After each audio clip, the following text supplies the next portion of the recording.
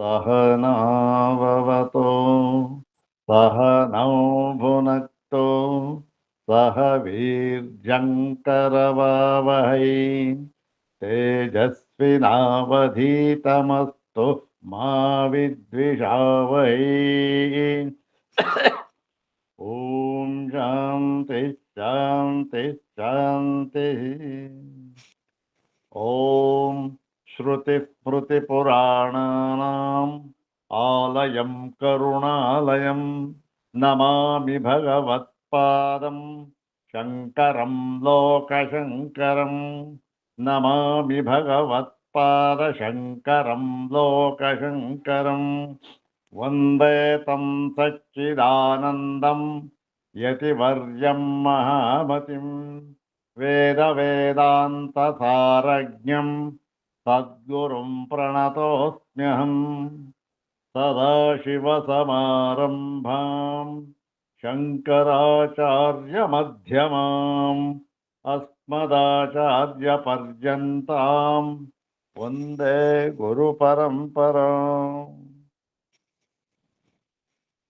अग्रे उपस्थितेभ्यः भवद्भ्यः सर्वेभ्यो जिज्ञासुभ्यः हार्दान् नमस्कारान् समर्पयामि।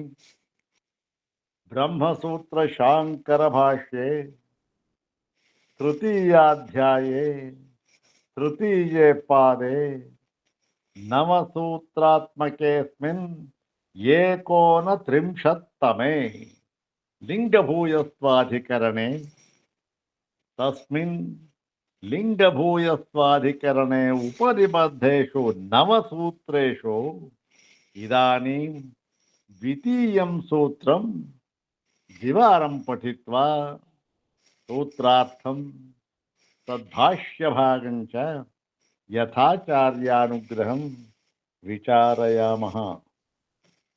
इदं सूत्रं पादादितः पञ्चचत्वारिंशं सूत्रं पादादितः पञ्चचत्वारिंशं सूत्रं तस्मिन् अधिकरणे द्वितीयं सूत्रम्। सर्वाग्रे शंकर भगवत पूज्यपादानां प्रशस्ति श्लोकमेकं पठित्वा तेषां पादारविन्दयोः शिरसा प्रणिपत्य अनुग्रहं च प्राप्य प्रकृतं पञ्चचत्वारिंशं सूत्रं तद्भाष्यभागं च यथाचार्यानुग्रहं विचारयामः। सर्वाग्रे शंकर भगवत पूज्यपादानां प्रशस्ति श्लोकमेकं द्विवारं पठामः। ओम विमथ्य वेदोदधितः समुद्धृतम् सुरैर्महाब्धेस्तु यथा महात्मभिः तथामृतं ज्ञानमिदं यैः पुरा नमो गुरुभ्यः शङ्करदेशिकेभ्यः। ॐ विमथ्य वेदोदधितः समुद्धृतम् सुरैर्महाब्धेस्तु यथा महात्मभिः तथामृतं ज्ञानमिदं यैः पुरा नमो गुरुभ्यः शङ्करदेशिकेभ्यः। नमो गुरुभ्यः शङ्करदेशिकेभ्यः। अथ श्रीमच्छङ्कर भगवतः कृतौ शारीरकमीमांसा भाष्ये तृतीये साधनाध्याये तृतीये पादे नवसूत्रात्मकम् एकोनत्रिंशं लिङ्गभूयस्त्वाधिकरणम्।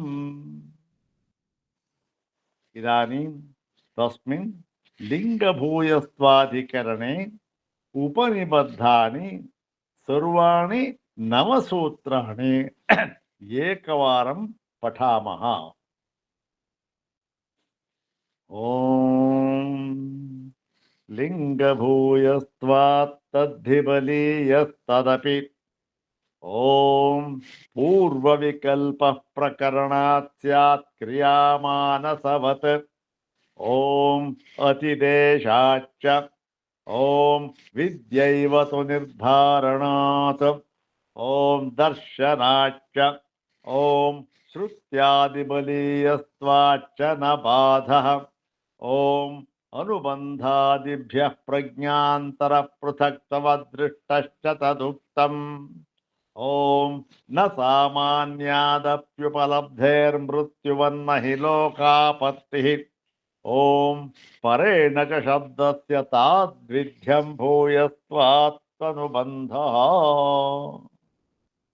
ಇಮಾನಿ ತಾನಿ ಸರ್ವಾಣಿ ಸೂತ್ರಾಣಿ ತಸ್ಮಿನ್ ಲಿಂಗಭೂಯಸ್ವಾಧಿಕರಣೆ ಉಪನಿಬದ್ಧಾನಿ ಭಗವತಾ ಬಾದರಾಯಣಾಚಾರ್ಯೇಣ ಸರ್ವಜ್ಞೇನ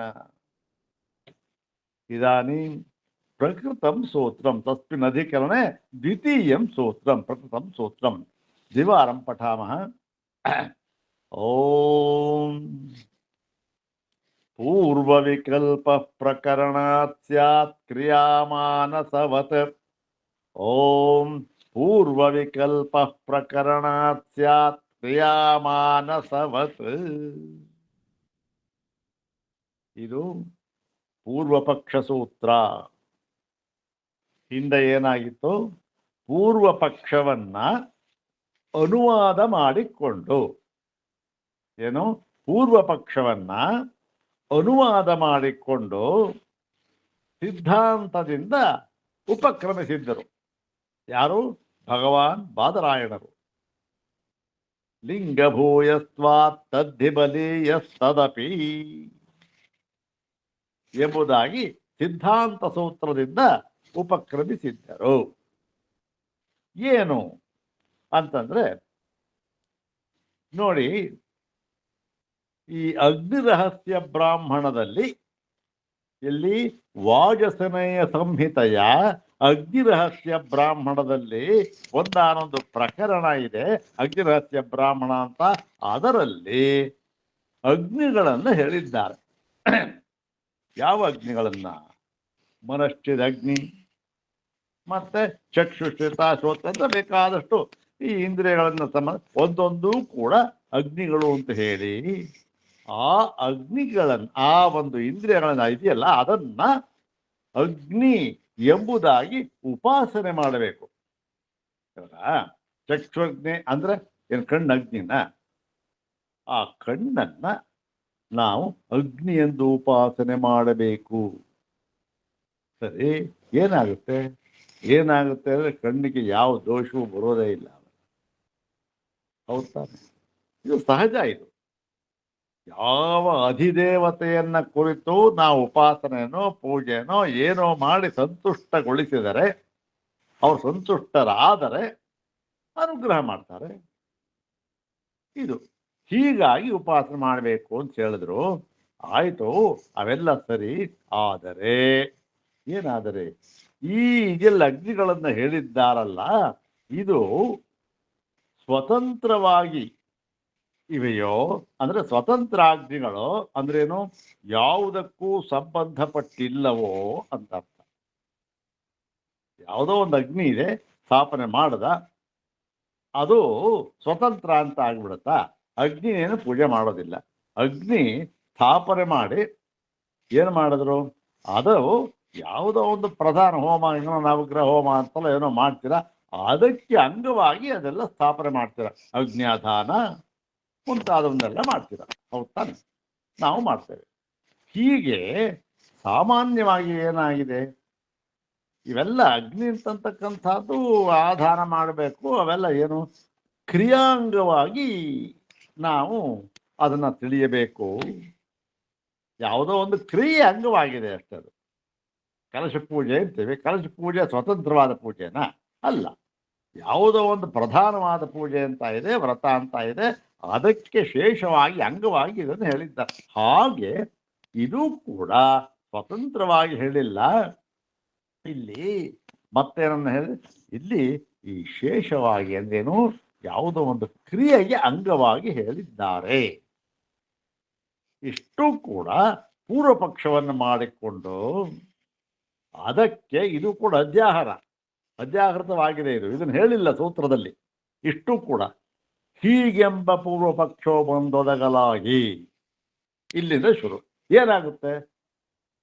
ವದತಿ ಭಗವಾನ್ ಬಾದರಾಯಣಾಚಾರ್ಯ ಯಾವುದು ಲಿಂಗಭೂಯಸ್ವಾತ್ ತದ್ಧಿಬಲೀಯಸ್ತದಪಿ ಇತಿ. ಹೀಗೆಂಬ ಪೂರ್ವ ಪಕ್ಷೋ ಒಂದೊದಗಲಾಗಿ ಅದು ಕೇವಲ ಕ್ರಿಯಾಶೇಷವಾಗಿದೆ, ಸ್ವತಂತ್ರವಾಗಿ ಹೇಳಿಲ್ಲ ಎಂಬ ಪೂರ್ವ ಪಕ್ಷೋ ಬಂದೊದಗಲಾಗಿ ಭಗವಾನ್ ಬಾದರಾಯಣಾಚಾರ್ಯರು ಈ ಸೂತ್ರವನ್ನು ಹೇಳುತ್ತಾರೆ. ಲಿಂಗಭೂಯಸ್ವಾತ್ ತದ್ಧಿಬಲೀಯಸ್ತದಪಿ ಎಂಬುದಾಗಿ. ಇಲ್ಲ, ಇದು ಯಾವುದಕ್ಕೂ ಶೇಷವಲ್ಲ, ಏನು ಸ್ವತಂತ್ರವಾಗಿಯೇ ಹೇಳಿದ್ದಾರೆ. ಯಾಕೆ? ಕಾರಣ ಏನು? ಸುಮ್ಮನೆ ಹೇಳ್ಬಿಟ್ಟಾಗತ್ತಾದ್ರೆ ಲಿಂಗಭೂಯಸ್ವಾತ್ ಏನು ಅದಕ್ಕೆ ಈ ಎಲ್ಲ ಅಗ್ನಿಗಳನ್ನು ಸ್ವತಂತ್ರವಾಗಿ ಹೇಳಿದ್ದಾರೆ ಎನ್ನುವುದಕ್ಕೆ ಉಪೋದ್ಬಲಕವಾಗಿರತಕ್ಕಂತಹ ಲಿಂಗಗಳು, ಪ್ರಮಾಣಗಳು, ಗುರುತುಗಳು ಬೇಕಾದಷ್ಟು ನಮಗೆ ಸಿಕ್ಕುತ್ತವೆ. ಆದ್ದರಿಂದ ಹೀಗೆ ತೀರ್ಮಾನ ಮಾಡಬೇಕು ಅಂತ ಹೇಳಿಬಿಟ್ರು. ಏನನ್ನ ಒಂದು ಪ್ರಧಾನವಾದ ಅಂಶವನ್ನು ಹೇಳಿದ್ರಲ್ಲಿ. ಏನು? ಇವೆಲ್ಲ ನೋಡಿ ಯಾವ ಭಾಗದಲ್ಲಿ ಬರುತ್ತೆ ಇದು ಅಂದ್ರೆ, ಇದೆಲ್ಲ ಮೀಮಾಂಸಾ ದರ್ಶನದಲ್ಲಿ ಬರತಕ್ಕಂಥ ಭಾಗ. ಈ ಅಗ್ನಿ, ಅದು ಇದು, ಆದಾನ, ಆಹರಣ, ಇವೆಲ್ಲ ಹೌದು ತಾನೆ. ಹೇಗೆ ಮಾಡಬೇಕು, ಯಾವ ಮಂತ್ರವನ್ನು ಪ್ರಯೋಗ ಮಾಡಬೇಕು, ಮತ್ತೆ ಹೇಗೆ ಪ್ರಯೋಗ ಮಾಡಬೇಕು, ಎಲ್ಲವನ್ನೂ ಕೂಡ ವಿಸ್ತಾರವಾಗಿ ಹೇಳಿಬಿಟ್ಟಿದ್ದಾರೆ. ಈ ಕೆಲ ಫಲ ಏನು ಅಂತಕ್ಕಂಥದ್ದನ್ನು ಹೇಳಿದ್ದಾರೆ ಮೀಮಾಂಸಾ ದರ್ಶನದಲ್ಲಿ. ಇದು ಮೀಮಾಂಸಾಕ್ಕೆ ಸಂಬಂಧಪಟ್ಟಿದ್ದು. ಹಾಗಾಗಿ ಏನಾಯ್ತು ಇಲ್ಲಿ ಈ ಬಾದರಾಯಣಾಚಾರ್ಯರು ಅದನ್ನೇ ತೆಗೆದುಕೊಂಡು ಅವರ ಒಂದು ನ್ಯಾಯ ಅದನ್ನೇ ತೆಗೆದುಕೊಂಡು ಸಿದ್ಧ ಮಾಡಿ ತೋರಿಸಿದ್ರು. ನೋಡಿಯಪ್ಪ, ಇದಕ್ಕೆ ಈ ಸ್ವತಂತ್ರಾಗ್ನಿಗಳು ಇವೆಲ್ಲ ಎನ್ನುವುದಕ್ಕೆ ಉಪೋದ್ಬಲಕವಾದ ಗುರುತು ಇದೆ ಅಂತ ಹೇಳಿದ್ರು. ಇದು ಸ್ವತಂತ್ರವಲ್ಲ ಅಂತ ಅನ್ನೋದಕ್ಕೆ ಏನು ಗುರುತು ಹೇಳಿದ್ದ ಪೂರ್ವ ಪಕ್ಷಿ? ಇದು ಕ್ರಿಯಾಶೇಷವಾಗಿದೆ ಅಂತ ಅನ್ನೋದಕ್ಕೆ ಏನು ಹೇಳಿದ್ದ ಅವನು? ನೋಡಿ ಸ್ವಾಮಿ, ಯಾವ ಪ್ರಕರಣದಲ್ಲಿ ಬಂದಿದೆ ಇದು ಅದನ್ನು ನೋಡಿ. ನನ್ನ ಹೇಳಿದ್ದಲ್ಲ ಉದಾಹರಣೆ, ರಾಕ್ಷಸ ಶ್ರೇಷ್ಠನು ಬಂದನು ಅನ್ನುವಾಗ ಅದನ್ನ ಯಾವ ಪ್ರಕರಣದಲ್ಲಿ ಹೇಳಿದ್ದಾರೆ ಅಂತಕ್ಕಂಥದ್ದು ಮುಖ್ಯ. ಹೌದು ತಾನೆ? ರಾಮಾಯಣದಲ್ಲಿ ಹೇಳಿದ್ರೆ ರಾವಣ ಅಂತ, ಭಾಗವತದಲ್ಲಿ ಹೇಳಿದ್ರೆ ಕಂಸ ಅಂತ, ಒಂದೇ ವಾಕ್ಯ. ಹೌದು ತಾನೆ? ಪ್ರಕರಣ ನೋಡಿ ಸ್ವಾಮಿ, ಇದು ಕ್ರಿಯೆಯ ಪ್ರಕರಣ. ಹಿಂದಿನ ಪ್ರಕರಣ ನೋಡಿ, ಹಿಂದೆ ಏನು ಹೇಳಿದ್ದಾರೆ ಇದೆಲ್ಲ ನೋಡಿ. ಮೀಮಾಂಸಾ ದರ್ಶನ ಕರಗತವಾಗಿರಬೇಕು. ಇವೆಲ್ಲ ನಮಗೇನು ಬೇಕು? ನಮಗೆ ಹಿಂದೆ ಸಂದರ್ಭ ತಿಳ್ಕೊಂಡ್ರೆ ಸಾಕು. ಹಿಂದೆ ಇದು ಯಾವ ಪ್ರಕರಣ ಸ್ವಾಮಿ? ಇದು ಕ್ರಿಯೆಯನ್ನು ಹೇಳತಕ್ಕಂತಹ ಪ್ರಕರಣ. ಹೌದು ತಾನೆ? ಇಲ್ಲಿ ಪ್ರಕರಣದಲ್ಲಿ ಇದನ್ನು ಹೇಳಿರಬೇಕಾದ್ರೆ ಇಲ್ಲಿ ಹೀಗೆ ಅರ್ಥವನ್ನು ಮಾಡಬೇಕು ಎಂಬುದಾಗಿ ಪೂರ್ವ ಪಕ್ಷಿ ಏನು ಹೇಳಿದ್ದ? ಪ್ರಕರಣವನ್ನ ಪ್ರಮಾಣವನ್ನಾಗಿ ತೆಗೆದುಕೊಂಡಿದ್ದ. ಹೌದು ತಾನೆ? ಪ್ರಕರಣವನ್ನ ಪ್ರಮಾಣವನ್ನಾಗಿ ತೆಗೆದುಕೊಂಡಿದ್ದ. ಅದಕ್ಕೆ ಸಿದ್ಧಾಂತಿಗಳು ಹೇಳಿದ್ರು, ಬಾದರಾಯಣಾಚಾರ್ಯರು, ನೋಡಪ್ಪ, ಪ್ರಕರಣವನ್ನು ನೀನು ಪ್ರಮಾಣವನ್ನಾಗಿ ತೆಗೆದುಕೊಂಡು ಹೇಳಿಬಿಟ್ಟೆ, ಆದರೆ ಇದಕ್ಕೆ ಲಿಂಗವು ಈ ರೀತಿ ಹೇಳುತ್ತದೆ. ಲಿಂಗ ಅದಕ್ಕೆ ಗುರುತು ನೋಡಿ, ಕಂಠೋಕ್ತವ ಹೀಗೆ ಹೇಳಿದ್ದಾರೆ ಎಂಬುದಾಗಿ ಗುರುತು ಹೇಳಿದ್ರು. ಆಯಿತು ಸ್ವಾಮಿ, ಗುರುತು ಹೇಳಿ ನಾವು ಪ್ರಕರಣ ಹೇಳಿಲ್ವಾ? ನೀವೊಂದು ಪ್ರಮಾಣ, ನಾವೊಂದು ಪ್ರಮಾಣ ಹೇಳಿಲ್ವಾ? ಅಂದ್ರೆ ಇಲ್ಲ, ಹಾಗಿಲ್ಲ, ನಿಮ್ಮ ನ್ಯಾಯನೇ ನೋಡಪ್ಪ, ಮೀಮಾಂಸಾ ನ್ಯಾಯ ಅಂತ ಹೇಳಿ ಶ್ರುತಿಲಿಂಗ ವಾಕ್ಯ ಪ್ರಕರಣ ಸ್ಥಾನ ಸಮಾಖ್ಯಾನಾಂತಮವಾಯೇ ಪಾಲದೌರ್ಬಲ್ಯ ಬರ್ತದೆ ಪ್ರಕರ್ಷ ಎಂಬತಕ್ಕಂಥ ಸೂತ್ರವನ್ನು ಹೇಳಿ, ನೋಡಪ್ಪ, ಈ ಒಂದು ಸೂತ್ರದಲ್ಲಿ ಒಂದೊಂದಕ್ಕಿಂತಲೂ ಒಂದೊಂದು ಹಿಂದಿನದಕ್ಕಿಂತಲೂ ಕೂಡ ಮುಂದಿನದು ಹೆಚ್ಚು ದುರ್ಬಲ. ಏನು? ಶ್ರುತಿಲಿಂಗ ವಾಕ್ಯ ಅದೇನು ಪ್ರಮಾಣಕ್ಕಿಂತ ಅಂತ ಅರ್ಥ. ಅಂದ್ರೆ ಅರ್ಥ ಆಯ್ತು.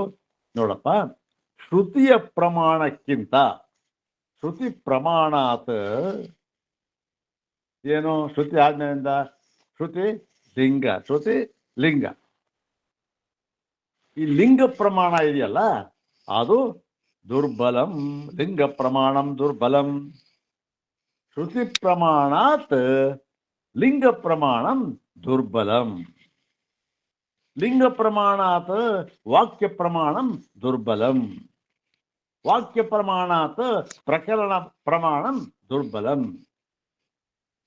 ಪ್ರಕರಣ ಪ್ರಮಾಣಾತ್ ಸ್ಥಾನ ಪ್ರಮಾಣಂ ದುರ್ಬಲಂ. ಸ್ಥಾನ ಪ್ರಮಾಣಾತ್ ಶ್ರುತಿಲಿಂಗ ವಾಕ್ಯ ಪ್ರಮಾಣ ಸಮಾಖ್ಯ ಪ್ರಮಾಣಂ ಸಮಾಖ್ಯಾ ಪ್ರಮಾಣಂ ದುರ್ಬಲಂ. ಹೀಗೆ ಒಂದಕ್ಕಿಂತ ಮುಂದಲು ದುರ್ಬಲ. ನಿಂದು ಯಾವುದು? ಶ್ರುತಿ ಲಿಂಗ ವಾಕ್ಯ ಪ್ರಕರಣ. ನಾವು ಹೇಳಿದ್ದು ಯಾವುದು? ಲಿಂಗ ಪ್ರಮಾಣ. ಲಿಂಗ ಪ್ರಮಾಣಕ್ಕಿಂತ 2 ಮೆಟ್ಲು ಮುಂದೆ ಇರ್ತಕ್ಕಂಥದ್ದು. ಅಂದ್ರೆ ದುರ್ಬಲ ಮತ್ತೆ ದುರ್ಬಲ. ಶ್ರುತಿ ಲಿಂಗ ವಾಕ್ಯ ಪ್ರಕರಣ. ಹೌದ್ ತಾನೆ? ನಿಮ್ಮ ಸೂತ್ರ ತಗೊಳಪ್ಪ. ಹಾಗೆ ನೀನು ಪ್ರಕರಣ ಬಲದಿಂದ ಇದು ಇಲ್ಲ ಶೇಷ ಸ್ವತಂತ್ರವಲ್ಲ ಅಂತ ನೀನು ಹೇಳಿದರೆ ನಾವು ಹೇಳ್ತೇವೆ, ನೋಡಪ್ಪ ಅದಕ್ಕೆ ಲಿಂಗ ಪ್ರಮಾಣ ಇದೆ. ಲಿಂಗ ಪ್ರಮಾಣ ಇರುವಾಗ ಈ ಪ್ರಕರಣ ಪ್ರಮಾಣ ದುರ್ಬಲನೆಯ. ನೀನು ಯಾವುದೋ ಒಂದು ಸಣ್ಣ ಪ್ರಮಾಣ ಹೇಳಿಬಿಟ್ರೆ ಲಿಂಗ ಪ್ರಮಾಣವನ್ನು ಹೇಳ್ತೇವೆ ಅಂತ ಹೇಳಿ ಈ ಲಿಂಗ ಪ್ರಮಾಣದ ಮೂಲಕ ತಮ್ಮ ಸಿದ್ಧಾಂತವನ್ನು ಸಮರ್ಥನೆ ಮಾಡಿಕೊಂಡಿದ್ದರು ಬಾದರಾಯಣಾಚಾರ್ಯರು. ಅದನ್ನೇ ವಿಸ್ತಾರವಾಗಿ ಶಂಕರ ಭಗವತ್ಪಾದರು ಭಾಷ್ಯದಲ್ಲಿ ಹೇಳಿದ್ರು. ಅದೆಲ್ಲ ಆಗಿದೆ. ಈಗ ಏನ್ ಮಾಡ್ದ? ಪ್ರಕೃತದಲ್ಲಿ ಪೂರ್ವ ಪಕ್ಷ ಇವರೇನ್ ಮಾಡಿದ್ರು? ಓಹೋ ನೋಡಿ, ಸರಿಯಾದ ಪ್ರಮಾಣ ನಾವು ಹೇಳಿದ್ವಿ. ಪೂರ್ವ ಪಕ್ಷಿಗೆ ಸಮಾಧಾನವಾಯಿತು, ಶಂಕೆ ಸಮಾಧಾನವಾಯಿತು ಅಂದ್ಕೊಂಡ್ರು. ಆದರೆ ಪೂರ್ವ ಪಕ್ಷಿ ಏನ್ ಮಾಡ್ದ? ತಿರುಗಾ ಶುರು ಮಾಡ್ದ. ಏನಂತ ಶುರು ಮಾಡ್ದ? ಈ ಸೂತ್ರವನ್ನ ಬಾದರಾಯಣರು ಹೇಳ್ತಾರೆ, ಈ ಸೂತ್ರವನ್ನು ಶುರು ಮಾಡಿಬಿಟ್ಟ ಪೂರ್ವ ಪಕ್ಷಿ. ಏನು? ಓಂ ಪೂರ್ವ ವಿಕಲ್ಪ ಪ್ರಕರಣ ಸ್ಯಾತ್ ಕ್ರಿಯಾಮಾನಸವತ್. ಓಂ ಪೂರ್ವ ವಿಕಲ್ಪ ಪ್ರಕರಣ ಸ್ಯಾತ್ ಕ್ರಿಯಾಮಾನಸವತ್. ನೋಡೋಣ ಇದು ಅರ್ಥ ಏನಾಗುತ್ತೆ ಅಂದ್ಬಿಟ್ಟು ಅದನ್ನು ತಿಳ್ಕೊಳ್ಳೋಣ. ಏನು ಪದವಿ ಭಾಗವನ್ನು ಮೊಟ್ಟ ಮೊದಲು ನೋಡೋಣ. ಪೂರ್ವ ವಿಕಲ್ಪ ಪ್ರಕರಣಾತ್ ಸ್ಯಾತ್ ಕ್ರಿಯಾ ಮಾನಸವತ್ ಇತಿ. ಪೂರ್ವ ವಿಕಲ್ಪ ಪ್ರಕರಣಾತ್ ಸ್ಯಾತ್ ಕ್ರಿಯಾ ಮಾನಸವತ್ ಇತಿ ಪಂಚಪದಾತ್ಮಕವಿದಂ ಸೂತ್ರಂ. ಅಸ್ಮಿನ್ ಸೂತ್ರೇ ಪಂಚಪದಾನಿ ವಿದ್ಯಂತೆ. ಪೂರ್ವ ವಿಕಲ್ಪ ಇದು ಅನ್ವಯ ಹೇಗಾಗುತ್ತೆ ಅಂತಂದ್ರೆ, ಅನ್ವಯನೂ ಸುಲಭ ಆಗಿದೆ, ಇದು ಪರೀಕ್ಷೆ ಸುಲಭ. ಪ್ರಕರಣಾತ್ ಪೂರ್ವ ವಿಕಲ್ಪ. ನೀವು ನೋಡಿ ಸ್ವಾಮಿ, ಪ್ರಕರಣ ಅಂತ ನಾವು ಹೇಳಿದ್ವಿ, ಪ್ರಕರಣ ಪ್ರಮಾಣ ಅಂತ ಇಲ್ಲ. ಇದನ್ನ ಅನ್ವಯ ಹೇಳ್ಬಿಡ್ತೇನೆ, ಆಮೆಯಿಂದ ಅದರ ಒಂದು ವಿವರಣೆಯನ್ನು ಕೊಡೋಣ. ಪ್ರಕರಣಾತ್ ಪೂರ್ವ ವಿಕಲ್ಪ. ಪೂರ್ವ ವಿಕಲ್ಪ ಅಂತಂದ್ರೇನು? ಪೂರ್ವ ಹಿಂದೆ, ಪೂರ್ವೋಕ್ತ ವಿಕಲ್ಪ ಅಂತ ಅರ್ಥ. ಹಿಂದೆ ಹೇಳಿದ್ದರ ಪ್ರಕರಣ ನಾವು ಹೇಳಿದ್ವಲ್ಲ, ಈ ಪ್ರಕರಣ ಯಾವುದು? ಬೇರೆಯದಲ್ಲ ಸ್ವಾಮಿ. ಹಿಂದೆ ಹೇಳಿದ್ದಾರಲ್ಲ ಮೀಮಾಂಸಾ ಶಾಸ್ತ್ರದಲ್ಲಿ, ಆ ಹಿಂದೆ ಹೇಳಿರ್ತಕ್ಕಂತಹ ಪ್ರಕರಣದ ಇದೇನೋ ಸ್ವತಂತ್ರ ಅಲ್ಲ, ವಿಕಲ್ಪ ಅಷ್ಟೇ. ಇದು ಪ್ರಕರಣವೇ, ಲಿಂಗ ಪ್ರಮಾಣ ಇಲ್ವೇ ಇಲ್ಲ. ನೀವು ಯಾವುದನ್ನ ಇಲ್ಲಿಯವರೆಗೂ ಕೂಡ ಉದ್ಧಾರ ಮಾಡಿ ಬಹಳ ಜೋರಾಗಿ ನೋಡಿ ಈ ಲಿಂಗ ಇದೆ, ಈ ಲಿಂಗ ಇದೆ, ಲಿಂಗ ಪ್ರಮಾಣ ಅಂತ ಹೇಳಿದ್ರಲ್ಲ, ಅದು ಲಿಂಗವಲ್ಲ ಸ್ವಾಮಿ. ಅದು ಲಿಂಗವೇ ಅಲ್ಲ. ಅದು ಮತ್ತೇನಪ್ಪ? ಗುರುತಲ್ವೇ ಅದು? ಲಿಂಗ ಸರಿನೇ, ಗುರುತು ಸರಿನೇ, ಆದರೆ ಅದು ಸ್ವತಂತ್ರವಾಗಿ ಲಿಂಗ ಪ್ರಮಾಣ ಅಲ್ಲ. ಪೂರ್ವ ವಿಕಲ್ಪ ಪ್ರಕರಣಾತ್ ಪೂರ್ವ ವಿಕಲ್ಪ. ಹಿಂದೆ ಹೇಳಿದ ಪ್ರಕರಣ ಇದೆಯಲ್ಲ, ಕ್ರಿಯೆ, ಅದರದ ವಿಕಲ್ಪವೇ ಇದು. ಹಾಗಾಗಿ ಇದು ಸ್ವತಂತ್ರವಾಗಿ ಲಿಂಗ ಪ್ರಮಾಣ ಅಂತ ಆಗೋದಿಲ್ಲ. ಇಲ್ಲಿ ಇರತಕ್ಕಂಥದ್ದೇ ಪ್ರಕರಣ ಪ್ರಮಾಣ, ಲಿಂಗ ಪ್ರಮಾಣ ಇಲ್ಲವೇ ಇಲ್ಲ ಸ್ವಾಮಿ. ನೀವು ಹೇಳಿದ ಲಿಂಗ ಪ್ರಮಾಣ ಎಲ್ಲ ಯಾವುದು ಗೊತ್ತೇ? ಹಿಂದೆ ಹೇಳಿದ ಪ್ರಕರಣ ಪ್ರಮಾಣ ಇತ್ತಲ್ಲ, ಅದರ ಒಂದು ವಿಕಲ್ಪ ಅಷ್ಟೇ ಇದು. ಅದನ್ನು ಬಿಟ್ಟು ಬೇರೆ ಅಲ್ಲ ಇದು. ಲಿಂಗ ಪ್ರಮಾಣ ಇಲ್ಲವೇ ಇಲ್ಲ ಇದಕ್ಕೆ. ಹೇಗೆ ಸ್ವಾಮಿ ಹೇಳಿದ್ರಿ? ಲಿಂಗ ಪ್ರಮಾಣ ಅಂತ ಬೇರೆ ಇದ್ದಿದ್ರೆ ಅದಕ್ಕೆ ಬೇರೆಯಾಗಿ ಆಗ ನೀವು ಹೇಳೋದು ಸರಿ ಹೋಗ್ತಾ ಇತ್ತು. ನಮ್ಮ ಸೂತ್ರ ನೀವು ಹೇಳಿದ್ರಿ, ನಾವು ಒಪ್ಕೊಳ್ತಾ ಇದ್ವಿ. ಆದರೆ ನೀವು ಹೇಳಿದ್ದು ಸರ್ವಥಾ ಸರಿ ಇಲ್ಲ. ಯಾಕೆ ಅಂದ್ರೆ ಇದು ಪೂರ್ವದಲ್ಲಿ, ಅಂದ್ರೆ ಹಿಂದೆ ಯಾವ ಒಂದು ಕ್ರಿಯೆಯನ್ನು ಹೇಳಿದ್ದರೋ, ಕ್ರಿಯಾ ಪ್ರಕರಣ ಅದು ಅದರದ್ದೇ ಕಂಟಿನ್ಯೂಯೇಷನ್ ಅಂತಾರಲ್ಲ ಹಾಗೆ, ಅದರದ್ದೇ ವಿಕಲ್ಪ ಮುಂದೆ ಹೇಳಿರ್ತಕ್ಕಂಥದ್ದು. ಇದೇನು ಬೇರೆ ಪ್ರಕರಣ ಅಲ್ಲ. ಇದು ಬೇರೆ ಪ್ರಕರಣ ಅಂತ ಆಗಿರೋ ಲಿಂಗ ಅಂತ ಆಗಿರೋದು ಇಲ್ಲ, ಅದರದ್ದೇ ಇದು. ಹಾಗಾಗಿ ಇದು ಲಿಂಗ ಅಂತ ಆಗಲಿಲ್ಲ. ಆ ಹಿಂದೆ ಹೇಳಿದ್ದರ ವಿಕಲ್ಪ ಅಂದ್ರೆ ಹಿಂದೆ ಹೇಳಿದ್ದರ ಸ್ತುತಿ ಪ್ರಕಾರವಾಗಿರ್ಬೋದು, ಅಥವಾ ಅದರದ್ದೇ ವಿಸ್ತಾರ ಆಗಿರ್ಬೋದು, ಅದನ್ನು ಹೊಗಳಿರ್ಬೋದು ಹಿಂದೆ ಹೇಳಿದ್ದನ್ನ ಅಷ್ಟೇ. ಇದು ಲಿಂಗ ಅಂತ ಬೇರೆ ಇಲ್ಲವೇ ಇಲ್ಲ. ಅಂದ್ರೇನು? ಹಿಂದೆ ಏನು ಹೇಳಿತ್ತು? ಹಿಂದೆ ಹೇಳಿದ್ದು ಯಾವುದು ಗೊತ್ತಾ ಸ್ವಾಮಿ? ಹಿಂದೆ ಇದೇ ಅಗ್ನಿ ಪ್ರಕರಣ. ಇದು ಅದೇ ಅಗ್ನಿರಹಸ್ಯ ಬ್ರಾಹ್ಮಣ ಅಂತ ಹೇಳಿದ್ರೆ ಆ ಪ್ರಕರಣ ಇದು, ಅಗ್ನಿ ಪ್ರಕರಣ. ಹೀಗೆ ಹಿಂದೆ ಹೇಳಿದ ಅಗ್ನಿ ಪ್ರಕರಣಕ್ಕೆ, ಪ್ರಕರಣ ಇದು ಅಷ್ಟೇ, ಆ ಪ್ರಕರಣಕ್ಕೆ ನೀವು ಹೇಳಿದ ಎಲ್ಲ ಲಿಂಗಗಳು ಅಂತ ಹೇಳಿದ್ರಲ್ಲ, ಅದು ಆ ಪ್ರಕರಣದ ಒಂದು ವಿಕಲ್ಪವೇ ಆಗಿದೆ. ಮತ್ತೆ ಇದು ಸ್ವತಂತ್ರವಾಗಿ ಲಿಂಗಗಳು ಅಲ್ಲವೇ ಅಲ್ಲ. ವಿಕಲ್ಪ ಹೇಗಾಗಿರ್ಬೋದು? ಅದೇನು ಅರ್ಥವಾದ ಆಗಿರ್ಬೋದು, ಏನ್ ಬೇಕಾದ್ರೂ ಆಗಿರ್ಬೋದು, ಹೌದಾನೆ?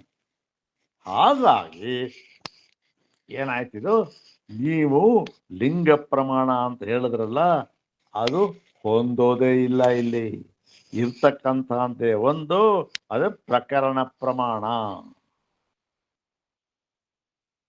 ಹಾಗಾಗಿ ನೀವು ಹೇಳಿರ್ತಕ್ಕಂಥ ಏನು ಹೇಳಿದ್ರ ಸಿದ್ಧಾಂತ ಸರಿ ಇಲ್ಲ ಸ್ವಾಮಿ ಅಂತ ಹೇಳ್ಬಿಟ್ಟ.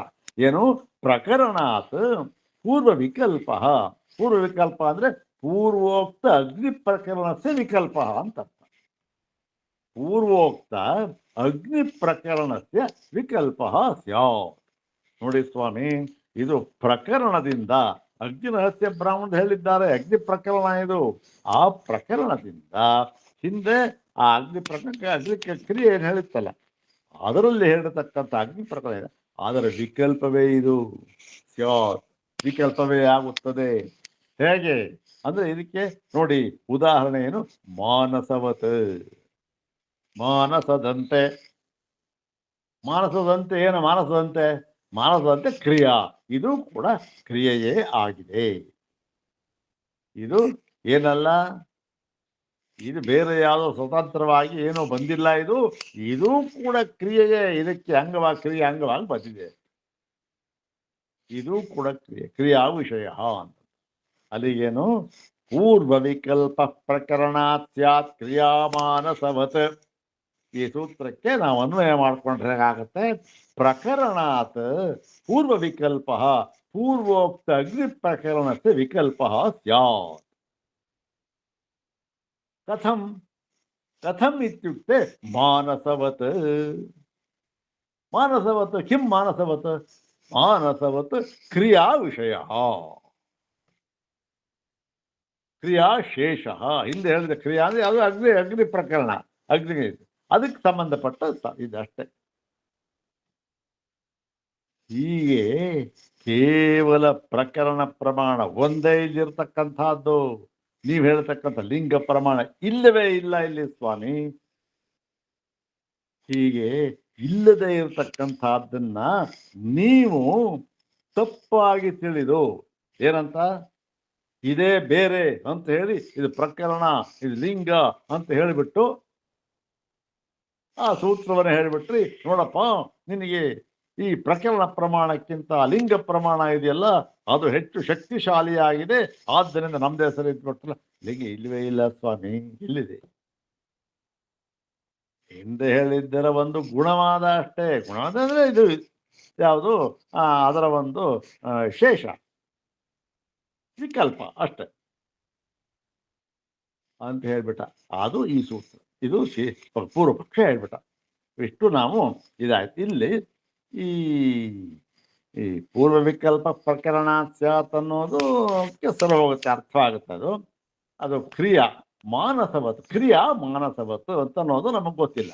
ಯಾಕೆ ಮಾನಸವತ್ತು ಅಂದ್ರೆ ನಮಗೆ ಗೊತ್ತಾ, ಮಾನಸವತ್ತು ಅಂದ್ರೆ ನಮಗೆ ಗೊತ್ತಾ, ಮಾನಸ ಮನಸ್ಸು ಅಂತ ಅರ್ಥ ಅಷ್ಟೆ, ಹೌದು ತಾನೆ?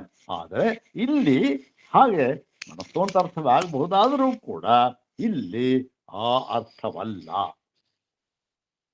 ಏನು ಇದು ಮೀಮಾಂಸಾ ದರ್ಶನದಲ್ಲಿ ಹೇಳಿರತಕ್ಕಂತಹ ಒಂದು ವಿಷಯ. ಇದು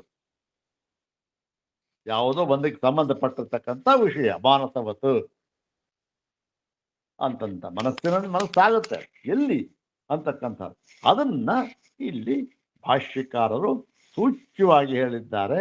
ಆ ಸೂಚ್ಯವಾಗಿ ಭಾಷ್ಯಕಾರರು ಹೇಳಿದ್ದನ್ನ ಅದನ್ನು ಸ್ವಲ್ಪ ವಿಸ್ತಾರವಾಗಿ ವ್ಯಾಖ್ಯಾನಕಾರರು ಹೇಳಿದ್ದಾರೆ. ಆ ವ್ಯಾಖ್ಯಾನಕಾರ ಹೇಳಿರೋದನ್ನ ಸ್ವಾಮಿಪಾದರವರು ಕೂಡ ಇಲ್ಲಿ ಬರೆದಿದ್ದಾರೆ. ಆ ವಾಕ್ಯಾನ ಇದನ್ನು ಬರೆದಿದ್ದಾರೆ. ಆ ವ್ಯಾಖ್ಯಾನದಿಂದ ಭಾಮತಿ ವ್ಯಾಖ್ಯಾನದಿಂದ ತೆಗೆದುಕೊಂಡಿದ್ದಾರೆ ಅಂತ ಕಾಣುತ್ತೆ, ತೆಗೆದುಕೊಂಡಿರಬಹುದು. ಅಲ್ಲಿ ಅದೇ ಆ ಭಾಮತಿ ವಾಕ್ಯ ಇರೋದು ಈ ವಾಕ್ಯ. ನೋಡೋಣ, ಇಷ್ಟ ಆಯ್ತಲ್ಲ. ಈಗ ಆ ಭಾಷ್ಯ ಭಾಗ ನೋಡೋಣ. ಈಗ ನಮಗೆ ಸೂತ್ರಕ್ಕೆ ನಮಗೆ ಅರ್ಥ ಆಯ್ತು. ಏನು ಆ ಸೂತ್ರ ಹೇಳಿದ ತಕ್ಷಣವೇ ನಮಗೆ ಆ ಸೂತ್ರದ ಅರ್ಥ ಆಗ್ಬಿಡ್ಬೇಕು. ಅದಕ್ಕೆ ಬಹಳ ಪರಿಶ್ರಮ ಬೇಕು, ಮತ್ತೆ ಆಚಾರ್ಯರ ಅನುಗ್ರಹ ಬೇಕು. ಇಲ್ಲೇ ಖಂಡಿತ ಆಗೋದಿಲ್ಲ. ನೋಡೋಣ, ಎರಡೂ ನಮಗಿದೆ, ಹೌದು ತಾನೆ? ಆದ್ದರಿಂದ ಹಾಗೇ ಆಗುತ್ತೆ, ಏನು ಸಂಶಯವೇ ಇಲ್ಲ. ಎರಡೂ ಇದ್ದ ಮೇಲೆ ಆಗುತ್ತೆ ಅಲ್ಲ, ಆಗಲೇಬೇಕು, ಹೌದು ತಾನೆ? ಬೆಂಕಿನೂ ಇದೆ, ಈ ಮುಟ್ಟತಕ್ಕಂಥ ಅಲ್ಲ, ಇದು ಮುಟ್ಟೋದು ಬೇಡ, ಬೆಂಕಿನೂ ಇದೆ, ಪಕ್ಕದಲ್ಲಿ ದರ್ಭೆನೂ ಇದೆ, ಎರಡೂ ಇದೆ. ಎರಡೂ ಇದ್ದಾಗ ಆ ದರ್ಭೆನ ಅಗ್ನಿಯಲ್ಲಿ ಹಾಕಿದ, ಹೋಮಶೇಷ ಮಾಡ್ದ, ದರ್ಭೆ ಹಾಕಿದಾಗ ದರ್ಭೆ ಏನಾಯ್ತು? ಸುಟ್ಟು ಬೂದಿಯಾಗಿ ಹೋಯ್ತು. ಬೆಂಕಿನೂ ಇದೆ, ಅಗ್ನಿನೂ ಇದೆ, ದರ್ಭೆ ಹಾಕಿದ, ಓಹೋ ಸುಟ್ಟು ಬೂದಿಯಾಗಬಹುದು ಅಂತ ಏನಾದ್ರು ಹೇಳ್ತಾರ? ದರ್ಭೆ ಹಾಕಿದ್ರೆ ಇಲ್ಲ, ಸುಟ್ಟು ಬೂದಿಯಾಗಲೇಬೇಕು ಅಂತ ಅಷ್ಟೇ. ಹಾಗೆ ಇಲ್ಲೂ ಕೂಡ ಆಚಾರ್ಯರ ಅನುಗ್ರಹ ಮತ್ತೆ ನಮ್ಮ ಪರಿಶ್ರಮ ಎರಡೂ ಇದ್ದರೆ ಆ ವಾಕ್ಯದ ಅರ್ಥ ಆಗಲೇಬೇಕು. ಇದರಲ್ಲೇನು ಸಂಶಯವೇ ಇಲ್ಲ. ನೋಡೋಣ ಎಷ್ಟು ಮಟ್ಟಕ್ಕೆ ಆಗುತ್ತೆ. 406ನೇ ಭಾಷೆ ಭಾಗ. ನೈತದ್ಯುಕ್ತಂ ಸ್ವತಂತ್ರ ಏತೆ ಅಗ್ನಯ ಅನನ್ಯಶೇಷಭೂತ ಇತಿ ಯದುಕ್ತಂ ಭವದ್ಭಿಃ ಭೋಃ ಆಚಾರ್ಯ ಶಂಕರ ಭಗವತ್ಪಾದ ಅಥವಾ ಭಗವಾನ್ ಬಾದರಾಯಣ. ನೈತದ್ಯುಕ್ತಂ ಸ್ವತಂತ್ರ ಯತ್ ಸ್ವತಂತ್ರ ಏತೆ ಅಗ್ನಯ ಅನನ್ಯಶೇಷಭೂತ ಇತಿ ಯದುಕ್ತಂ ಭವದ್ಭಿಃ ಏತತ್ ನ ಯುಕ್ತಂ ಅಂದ್ಬಿಟ್ಟ. ನೋಡಿ ಸ್ವಾಮಿ ಆಚಾರ್ಯರೇ, ನೀವು ಈ ಹಿಂದೆ ಹೇಳಿದ್ರಲ್ಲ, ಈ ಅಗ್ನಿಗಳು ಯಾವುದು ಮನಶ್ಚಿದಗ್ನಿ, ಚಕ್ಷುದಗ್ನಿ ಅಂತ ಹೇಳಿದ್ರಲ್ಲ ಹಿಂದೆ, ಅವೆಲ್ಲ ಅಗ್ನಿಗಳು ಸ್ವತಂತ್ರವಾಗಿದೆ, ಯಾವುದಕ್ಕೂ ಶೇಷವಾಗಿಲ್ಲ. ಏತೆ ಅಗ್ನೇಯ ಸ್ವತಂತ್ರ ಅನನ್ಯಶೇಷಭೂತಾ. ಇದೇನು ಅನನ್ಯಶೇಷಭೂತಾ ಅಂತೆಲ್ಲ ಯಾವುದಕ್ಕೂ ಶೇಷವಿಲ್ಲ ಅಂತ ಹೇಳಿದ್ರಲ್ಲ, ಅದು ನ ಯುಕ್ತಂ, ಏತತ್ ನ ಯುಕ್ತಂ ಅಂತ. ಹೌದೇ? ಏನಪ್ಪ ಇಷ್ಟೆಲ್ಲ ನಾವು ಪ್ರಮಾಣವನ್ನು ಸಿದ್ಧ ಮಾಡಿದ್ರೆ ನೈತದ್ಯುಕ್ತಂ ಅಂತ ಇದ್ದಾನಲ್ಲ, ಏನು ಅಂದ್ರೆ ಅವನೇ ಹೇಳ್ದ. ನೋಡಿ, ನಾವು ಹೇಳ್ತೇವೆ ಯಾತಕ್ಕೆ, ಯಾವ ಕಾರಣದಿಂದ ನೀವು ಹೇಳಿದ ಈ ಸಿದ್ಧಾಂತ ಮಾಡಿದ್ರಲ್ಲ ಅದು ಸರಿಯಲ್ಲ ಅಂತ ಹೇಳ್ತಾ ಇದ್ದೇವೆ. ಗಮನವಿಟ್ಟು ಕೇಳಿ ಅಂದ್ಬಿಟ್ಟ. ಹೇಳಪ್ಪ. ಪೂರ್ವಸ್ಯ ಕ್ರಿಯಾಮಯಸ್ಯ ಅಗ್ನೇಃ ಪ್ರಕರಣಾತ್ ತದ್ವಿಷಯ ಏವ ಅಯಂ ವಿಕಲ್ಪ ವಿಶೇಷೋಪದೇಶ ಸ್ಯಾತ್ ನ ಸ್ವತಂತ್ರ. ಇದನ್ನ ಹೇಳ್ಬಿಟ್ಟ. ಏನಂತ ಹೇಳ್ದ, ಎಲ್ಲ ಆಚಾರ್ಯರೇ ಬರೆದಿರ್ತಕ್ಕಂಥದ್ದು, ಅವ್ರ ಮೀಮಾಂಸಾ ದರ್ಶನ ಅಂತಕ್ಕಂಥದ್ದು ಅವ್ರಿಗೇನು ಕರೆಗತ್ತ ಅಂತ ಹೇಳೋದು ಏನು ಹೇಳೋಕ್ಕೂ ಆಗಲ್ಲ. ಯಾಕಂದ್ರೆ ಏನೋ ಕೈಲಿ ಪೆನ್ ಹಿಡಿದ್ರು ಬಂತು ಅಷ್ಟೆ. ಅದೇನು ಅವರೇ ಹೇಳ್ತಾರಲ್ಲ, ಏನು ಹೇಗೆ ಪರಬ್ರಹ್ಮನಿಂದ, ಯಾರೂ ಪರಬ್ರಹ್ಮ ಅಲ್ಲ, ಹಿರಣ್ಯಗರ್ಭ ಬ್ರಹ್ಮನಿಂದ ಈ ವೇದಗಳ ಬಂದವು. ಹೇಗೆ ಬಂದವು ಅಂತಂದಕ್ಕೆ ಅದಕ್ಕೆ ಅಲ್ಲಿ ಹೇಳ್ತಾರ, ಹಿರಣ್ಯಗರ್ಭ ಬ್ರಹ್ಮ ಏನೂ ಮಾಡಲಿಲ್ಲ. ಸ್ವಲ್ಪ ಜ್ಞಾಪಿಸ್ಕೊಳ್ಳೋದು, ತಳಪ ಯಾವುದಿದು ಋಗ್ವೇದ ಹೇಳ್ತಾ ಇದ್ದಲ್ವಾ, ಯಾವುದು ಮಂತ್ರ ಇದು, ಇವೆಲ್ಲ ಏನಾಗಿತ್ತು, ಹಿರಣ್ಯಗರ್ಭ ಬ್ರಹ್ಮ ವೇದಗಳನ್ನ ಸ್ವತಂತ್ರವಾಗಿ ಏನು ಉತ್ಪಾದನೆ ಮಾಡಲಿಲ್ಲ. ಖಂಡಿತ ಈ ವೇದಗಳು ಅಂತಕ್ಕಂಥದ್ದು ಅನಾದಿ, ಅದು ಮತ್ತೆ ಹಿರಣ್ಯಗರ್ಭ ಬ್ರಹ್ಮನಿಂದ ಬಂತು ಅಂತಿರಲ್ಲ ಸ್ವಾಮಿ, ಬಂದಿದೆ ತಾನೆ, ಚತುರ್ಮುಖ ಬ್ರಹ್ಮನಿಂದ ತಾನೇ ಬಂದಿದ್ದು. ಅಂದ್ರೆ ಅವೆಲ್ಲ ಅದಕ್ಕೆ ಹೇಳ್ತಾರೆ, ನೋಡಪ್ಪ ಚತುರ್ಮುಖ ಬ್ರಹ್ಮ ಏನು ಈಗ ಅದನ್ನ ಹಾಕ್ಕೊಂಡೇನೋ ಬರೆದ್ಬಿಟ್ಟು ಏನು ಮಾಡಲಿಲ್ಲ. ಈಗಿನ ಕಾಳಿದಾಸ ಶಾಕುಂತಲ ಬರದ, ಕುಮಾರ ಸಂಭವ ಬರದ, ಇನ್ನೊಂದು ಬರದ, ಹಾಗೆ ಅವನು ಬರೆದಿಲ್ಲ. ಮತ್ತೇನು ಇದೇನಾಗಿತ್ತು, ಈ ವೇದಗಳು ಇತ್ತು. ಈಗ ಹಿರಣ್ಯಗರ್ಭ ಬ್ರಹ್ಮ ಇದ್ದಾನಲ್ಲ, ಅವನು ಯಾವ ಕಲ್ಪದಲ್ಲಿದ್ದಾನೆ ಇವಾಗ, ಶ್ವೇತವರಾಹ ಕಲ್ಪದಲ್ಲಿ ಇದ್ದಾನೆ ಇವಾಗ. ಇದಕ್ಕಿಂತ ಹಿಂದೆ ಇನ್ನೊಂದು 14 ಕಲ್ಪ ಹೇಳ್ತಾರೆ, ಅದು ಇಲ್ಲಿ ನೋಡೋಣ. ಹಿಂದೆ ಹೇಳಿದ್ದೆ, ಇವಾಗ ಜ್ಞಾಪಕ ಇಲ್ಲ. ಈ ಶ್ವೇತವರಾಹ ಕಲ್ಪ ಇದೆ, ಇದ್ರ ಹಿಂದಿನ ಕಲ್ಪದಲ್ಲಿ ಒಬ್ಬ ಹಿರಣ್ಯಗರ್ಭ ಬ್ರಹ್ಮ ಇದ್ನಲ್ಲ, ಅವನ ಕಾಲದಲ್ಲೂ ಇತ್ತು. ಪ್ರಳಯ ಆಯಿತು, ಆ ಕಲ್ಪದಲ್ಲಿದ್ದ ಬ್ರಹ್ಮ ಲಯವಾಗಿಬಿಟ್ಟ, ಹೋಯ್ತದು. ಏನಾಗಿತ್ತು ವೇದ, ಆ ಲಯವಾದಾಗ ಅಲ್ಲಿ ಅಡಕವಾಗಿ ಹೋಗಿಬಿಟ್ಟಿತ್ತು. ಹೀಗೆ ಯುಗಾಂತೇಂತರ್ಕಿತ ಅಂತರ್ಗತ ಅಂತರ್ಹಿತಾನ್ ವೇದಾನ್. ಯುಗಾಂತದಲ್ಲಿ ಆ ಯುಗ ಮುಗಿದೋಯ್ತು, ಪ್ರಳಯವಾಯಿತು. ಆಗ ಏನು ಅಂತರ್ಹಿತಾನ್ ವೇದ, ಅಂತರ್ಹಿತವಾಗಿತ್ತು. ಅವತಾನ ಎಲ್ಲ ಕೂಡ ಸೃಷ್ಟಿ ಪ್ರಕರಣ ಮುಂಚೆ ಏನಾಗುತ್ತೆ ಇತ್ತು, ಅಲ್ಲೇ ಪ್ರಳಯ ಅಂತ ಲೀನವಾಗಿತ್ತು, ತೋರ್ಕೊಂತು ಅಷ್ಟೆ. ಮುಂದೆ ನೆಕ್ಸ್ಟ್ ಇವನು ಬಂದ ಪ್ರೈಮ್ ಮಿನಿಸ್ಟರ್, ತೋರ್ಕೊಂತು ಅಷ್ಟೆ. ಇನ್ನೇನು ಇದ್ದಿದ್ದೇ ಇದು. ಹೀಗೆ ಅವನೇನು ವೇದಗಳನ್ನ ಬಂತು ಅಂತ ಹೇಳ್ತಾ, ಹೇಗೆ ಬಂತು, ಅವನು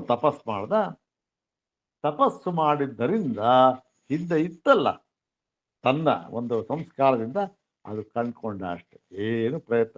ಹಾಗೆ ಇಲ್ಲೂ ಕೂಡ ಆಚಾರ್ಯರು ಯಾವುದೋ ಸಂಸ್ಕಾರವೋ ವರಬಲವೋ ಏನೋ ಗೊತ್ತಿಲ್ಲ, ಅದರಂತೆ ಏನೂ ಕಷ್ಟವಿಲ್ಲ. ಯಾವ ಮೀಮಾಂಸಾ ವಾಕ್ಯ ಬೇಕಾ, ತರ್ಕಶಾಸ್ತ್ರ, ಇಂಥ ಶಾಸ್ತ್ರ ಅಂತ ಯಾವುದು ಬೇಕಾದ್ರೂ ಹಾಗೆ ಬರ್ತಾರೆ. ನೋಡೋಣ ಇಲ್ಲಿ, ಇದು ಪೂರ್ವಸ್ಯ ಕ್ರಿಯಾಮಯಸ್ಯ ಅಗ್ನೇ ಅಂದ್ರೇನು, ಪೂರ್ವಸ್ಯ ಹಿಂದೆ ಹೇಳಿರ್ತಕ್ಕಂಥ, ನೋಡಿ ಸ್ವಾಮಿ ಹಿಂದೆ ಹೇಳಿದ್ದಾರಲ್ಲ, ಇವಾಗ ಈ ವಾಕ್ಯ ನಾವು ಹೇಳಿದ್ವಿ ಎಲ್ಲಿ, ಅಗ್ನಿರಹಸ್ಯ ಬ್ರಾಹ್ಮಣದ ವಾಕ್ಯ, ಅಲ್ಲಿ ಹಿಂದೆ ಹೇಳಿದ್ದಾರಲ್ಲ, ಏನು ಅಂತಂದ್ರೆ ಕ್ರಿಯಾಮಯಸ್ಯ. ಮಯ ಅಂತಂದ್ರೆ ಇಲ್ಲಿ ನಾವೇನು ಇಟ್ಕೋಬಹುದು ಅರ್ಥ, ಇಲ್ಲಿ ಎರಡು ಪ್ರಾಚುರ್ಯ ಅಂತ ಕೇವಲ ಕ್ರಿಯೆಯನ್ನೇ ಹೇಳಿರ್ತಕ್ಕಂಥದ್ದಲ್ಲಿ ಮಯ ಶಬ್ದಕ್ಕೆ 2 ಅರ್ಥ ಇದೆ. ಐಕ್ಷತೆರ್ನಾ ಶಬ್ದಂ ಅನ್ನುವಾಗ ಅದರಲ್ಲಿ ಹೇಳಿದ್ದಾರಲ್ಲ, ಇಲ್ಲಿ ಅದು ಮಯ ತಂದಕ್ಕಂಥ ವಿಕಾರಾರ್ಥಮಯ ಶಬ್ದ, ಮತ್ತೆ ಪ್ರಾಚುರ್ಯಾರ್ಥಮಯ ಶಬ್ದ. ವಿಕಾರ ಶಬ್ದಾನ್ನೇತಿ ಚೇನ್ನ ಪ್ರಾಚುರ್ಯಾತ್, ಪ್ರಾಚುರ್ಯಾತ್ ಅಂದ್ರೆ ಅದು ಅಲ್ಲಿ ಬರುತ್ತಾ 2. ಇಲ್ಲಿ ಆ ಒಂದು ಪ್ರಾಚುರ್ಯ ಅಂತ ನೋಡಿ, ಕ್ರಿಯೆ ಸ್ವಾಮಿ, ಕ್ರಿಯೆ ಪ್ರಾಚುರ್ಯವೇ. ಅದು ಯಾವುದು, ಅಗ್ನಿ ಪ್ರಕರಣ. ಅದು ತದ್ವಿಷಯೇವ, ಆ ವಿಷಯವನ್ನೇ ಇಟ್ಟುಕೊಂಡು ಇಲ್ಲಿ ವಿಶೇಷವಾಗಿ ವಿಕಲ್ಪಿಸಿ ಹೇಳಿದ್ದಾರೆ. ಅದನ್ನೇ ಅಲ್ಲಿ ಏನೋ ಹೇಳಿಲ್ಲ, ಅಥವಾ ಇಲ್ಲಿ ಏನೋ ಒಂದು ಆಲ್ಟರ್ನೇಟಿವ್ ಹೇಳಬೇಕದಕ್ಕೆ, ಅದನ್ನು ಹೇಳಿದ್ದಾರೆ. ಹೌದು ತಾನೆ? ಹಾಗೆ ಮತ್ತೆ ಉಪದೇಶ್ಯಾತ್ ನ ಸ್ವತಂತ್ರ, ಸ್ವತಂತ್ರವಾಗಿ ಹೇಳಿಲ್ಲ. ಹಿಂದೆ ಯಾವುದನ್ನು ಹೇಳಿಲ್ಲ, ಇಲ್ಲಿ ಅದನ್ನು ವಿಶೇಷವಾಗಿ ಹೇಳಿದ್ದಾರೆ ಅಂತ ಹೇಳಿದ್ರು.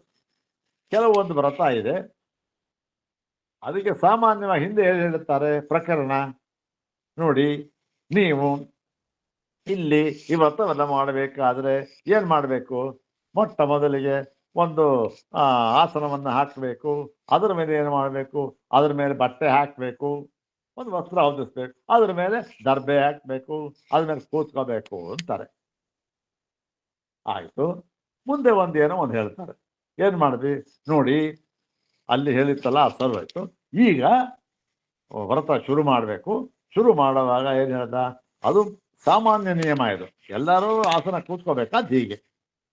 ಇಲ್ಲಿ ಹೇಳಿದ್ರು ಇಲ್ಲ, ಇಲ್ಲಿ ಯಾವ ಒಂದು ಮೀಡಿಯಾ ಮಾಧ್ಯಮವೂ ಕೂಡ ಇರಕೂಡದು. ಮಾಧ್ಯಮ ಅಂದ್ರೇನು, ಒಂದು ನೆಲಕ್ಕೂ ನಾವು ಕೂತ್ಕೊಳ್ಳೋದಕ್ಕೂ ಒಂದು ಮಧ್ಯ ಮಾಧ್ಯಮ, ಚಾಪೆ ಆಗ್ಬೋದು ಅಥವಾ ಬಟ್ಟೆ ಆಗ್ಬೋದು, ದರ್ದೇನ ಯಾವುದು ಇರಕೂಡದು. ಮತ್ತೆ